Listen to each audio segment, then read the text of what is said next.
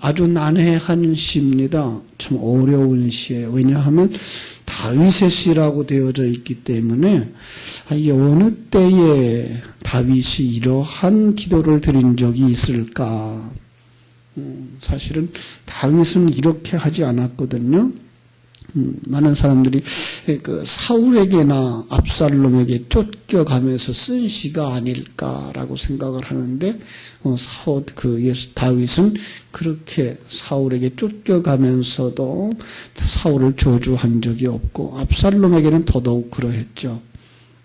그래서 학자들은 이 시 속에 하나님의 특별 계시가 있다라고 하고 메시아적인 시다라고 제목을 붙여요. 그렇게 보시는 것이 이 시를 바르게 해석할 수 있을 거예요.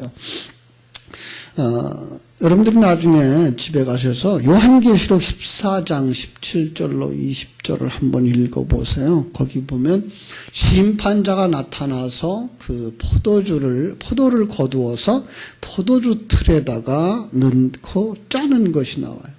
진노의 포도주 틀, 밟죠. 심판을 상징하여. 그러면은 그게 심판자가 누구냐? 바로 예수 그리스도예요. 심판자가 예수 그리스도인데, 그래서 포도주 틀에서 나는 피가 튀고 넘쳐서 말굴레까지, 이 말에 자갈 물린 데까지, 말의 목키까지. 그래서 사람들은 넘친다는 얘기죠. 말이 크니까 거기까지 찬다. 그래놓고는 이제 19장 11절로 14절에 가면은 거기서 이제 신랑, 백마 탄 신랑이 나오는데 그 신랑의 옷이 이제 그 포도주로 다 물들어 버린 그런 모습이 나오는 거죠. 피에 젖은 옷을 입고 계셔요. 그리고 그 뒤에 백성들은 이제 세마포 옷을 입고 따르는 거죠. 다시 말하면 성자 하나님이 심판주로 오셔서 심판과 저주를 하시는데 자기가 자기 백성들을 품에 안고 저주와 심판을 받음으로써 그의 옷이 다 핏빛으로 물들어 버린 거죠. 그 속에서 하나님의 백성들이 구원받는 그 그림인데요. 그런 그림을 가지고서 이제 오늘 이 시편 119편을 읽으시면 조금 이해가 되실 거예요. 1절 말씀부터 제가 봅니다. 잠잠하지 마소서. 하나님이여 잠잠하지 마소서. 침묵하지 마소서. 공의를 시행하십시오. 하나님은 공의의 하나님이니까요. 하나님은 공의의 하나님이니까 죄는 심판하시고, 그죠? 2절, 저희들, 그들이 그랬는데, 먼저 성경은 그래서 저희가. 타락한 인류를 얘기해요. 하나님의 백성까지 포함되어 있을 거예요. 그들이 뭘 해요? 거짓된 입을 열며. 왜 거짓된 입을 열죠? 진리를 가지고 있지 못하니까. 그죠? 그것으로 말미암아서 뭐예요? 속이는 혀로 내게 말하며. 그리고 3절, 미워하는 증오하는 말로 나를 두르고 까닭 없이 나를 공격하였음이니이다. 이게 불신자의 삶 그 자체가 이거였다는 거죠. 나를 공격하였다 하는 말을 이렇게 볼 때에 누구 생각이 나죠? 사울이 생각나죠. 그죠? 사울이 그 다메섹 도상에서 주님의 음성을 들을 때에 내가 나를 핍박한다고 말했죠. 그건 바로 바울 사도는 그 당시에 하나님을 알지 못하는 자로서의 어떤 면에 종교적인 유대교에 충성스러웠는데 하나님은 그걸 갖다 뭐라 그래요? 나를 공격했다, 핍박했다. 그럼 결국은 불신자들의 삶 그 자체는 하나님을 대적하는 삶이고 공격하는 삶이라는 거예요. 그러면서 4절, 나는 사랑하였으나 그들은 도리어 나를 대적합니다. 나는 그저 기도할 뿐입니다. 그랬어요. 나는 기도하죠. 어디서 기도해요? 주님이 하나님 보좌 앞에서. 그죠? 자, 그러면 어떤 일이에요? 일어나요? 그들은 아직도 저들이 악으로 나의 손을 갚으며 미워함으로 나의 사랑을 갚아싸우니. 그래서 이제 뭐해요? 악인으로, 이게 악인이 그랬는데 사실은 이건 악인으로예요. 이건 왜 하나님이 허락하신 거예요. 그래서 악인에게 그들을 맡기는 거죠. 그래서 악인으로 그를 다스리게 하시며 사단이 그의 오른손에 서게 하소서. 그들을 어디다 던져주는 거예요? 심판에 내던지는 모습을 여기가 볼 수가 있습니다. 그 자체가 저주받은 상태고요. 계속되면 어떻게 돼요? 지옥 형벌을 받게 되는 게, 그 얘기가 이제 6절부터 20절까지 계속되는 거예요. 이런 저주를 받아라 라고 이게 지금 다윗이 기도하고 있는 게 아니라, 하나님, 죄는 마땅히 이렇게 저주받아야 되는 것 압니다. 이 우리 주님이 하나님 앞에서 지금 하시는 말씀인 거예요. 구원을 받은 자가 이걸 깨달아 알 때, 아, 내가 이렇게 저주받을 자리에 있었던 자구나를 깨달아 알게 하기 위해서 이 시가 쓰여지고 있는 거라고 보시면 더 적당할 거예요. 그래야 우리의 감사와 찬송이 진정으로 나올 수 있으니까, 아, 내가 이렇게 큰 죄를, 이런 저주를 받은 자였구나. 그냥 내버려두면 이렇게 큰 죄악 속에 빠질 수밖에 없는 자였구나라는 걸 깨달아 알 때 하나님을 더 기뻐할 수 있는 자 될 것이기 때문에, 여기 우리 저주받은 자들의 형편들이 이제 6절부터 20절까지 쭉 기록되어 있는 거예요. 7절, 당연히 죄인이죠. 그죠? 그가 심판을 받을 때에 죄인이 되어 나오죠. 판단을 할 때 그가 당연히 죄인인 거죠. 그의 기도가, 그 죄인들의 기도는 모두 뭐예요? 자기 중심을 거예요. 자기를 위한 거예요. 그걸 갖다 뭐라 그런다? 죄라고 말하는 거죠. 그죠? 그래서 그의 기도들은 다 죄로 변해요. 하나님을 위하여서, 하나님의 주권을 위해서 자기를 내어놓고 하나님의 뜻이 이루어지게 하옵소서라고 하는 기도가 아니라 다 자기를 위한 기도인 거예요. 그걸 갖다 뭐라 그래요? 죄라고 말하는 거죠. 그죠? 그들의 연수를 짧게 하시고, 당연히 짧죠. 그죠? 그의 직분을 타인이 빼앗게 하시며, 자, 그의 자녀는 고아가 되고, 그의 아내는 과부가 되고, 결국은 뭐가 되는 거예요? 그가 고아가 되고, 그가 과부가 되는 그런 모습이죠. 그의 자녀들이 유리하고 구걸하고 그들이 황폐한 집을 떠나 빌어먹게 하소서.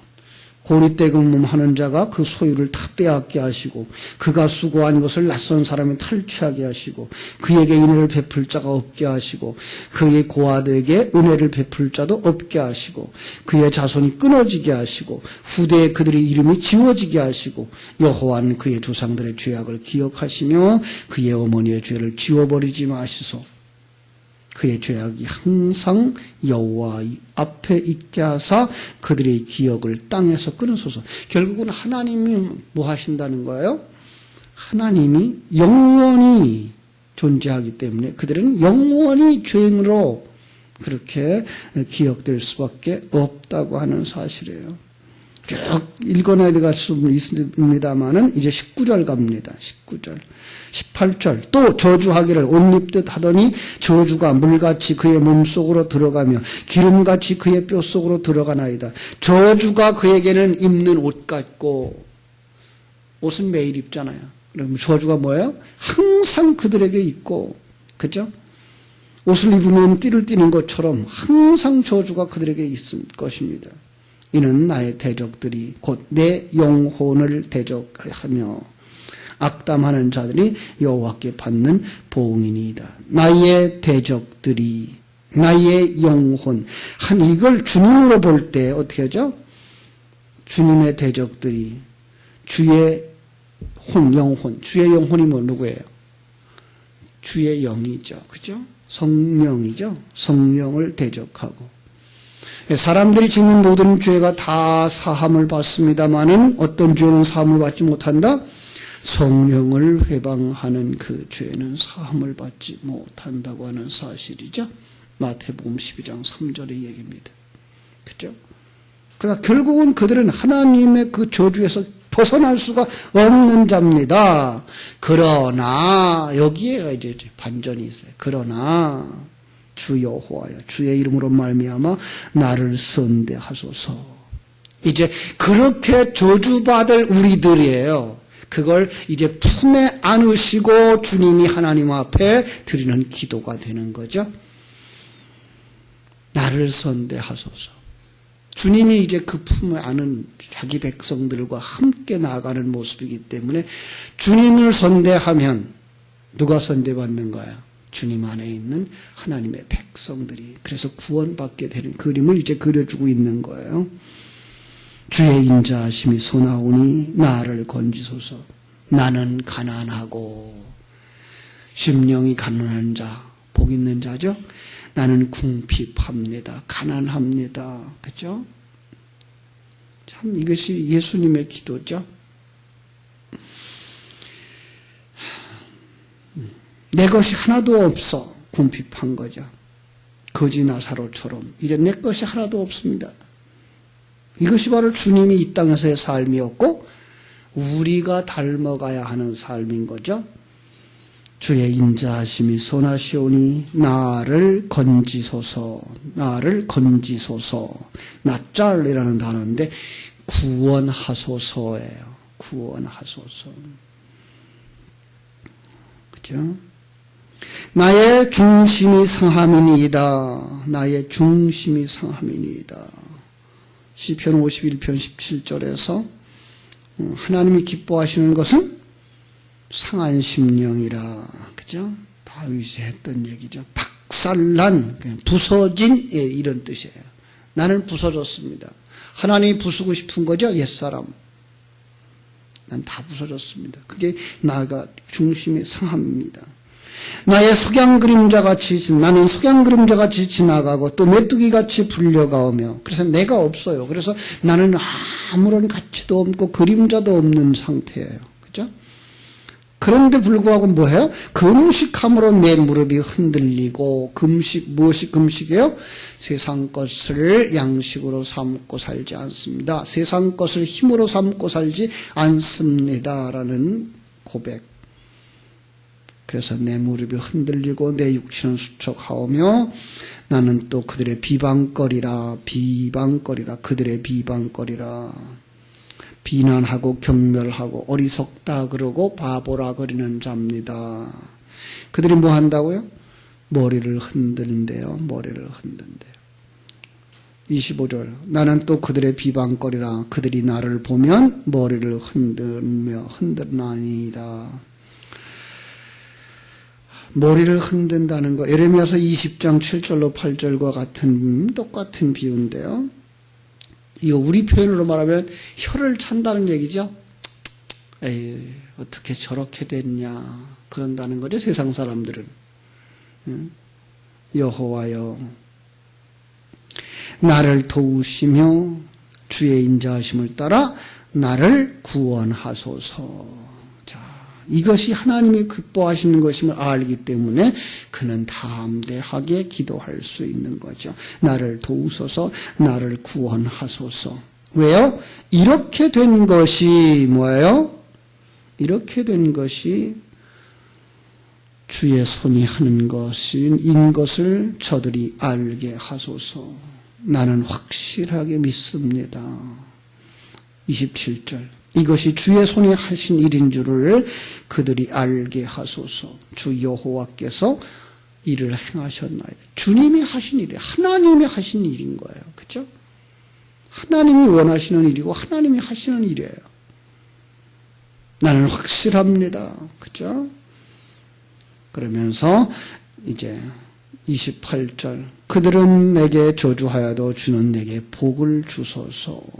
저주한다는 말이 뜻을 살펴보면 가볍게 평가하여도예요. 그들은 나를 불쌍히 여기죠. 그래 가엾다 그러죠. 가볍게 평가하고 아무것도 아니구나라고 평가를 한다 그래도 하나님은 뭐예요? 하나님은 내게 복을 주소서. 이 복이 뭔가 하면 이제